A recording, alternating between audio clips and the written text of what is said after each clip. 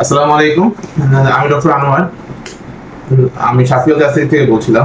আচ্ছা, আমাদের কাছে যে ভাই আসছেন, বেসিক্যালি উনি আমাদের কাছে ট্যাটু রিমুভ করতে আসছেন, দেখতে পাচ্ছেন। উনি আগেও ২-৩টা সেশন নিয়েছেন, কিন্তু অন্যত্র থেকে মালয়েশিয়ায় যখন ছিলেন। তো ভাইয়ের মুখেই শুনি কেন আজকে আমাদের কাছে আসলেন এবং কি উদ্দেশ্যে আসলেন, কি ভেবে আসলেন। ভাইয়া। জি, আমি আসছিলাম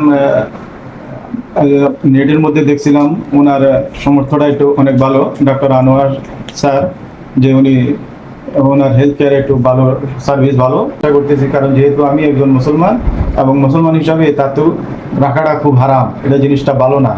তো নামাজ কালাম তো হবেই না, হলেও এটা মাকরু হবে।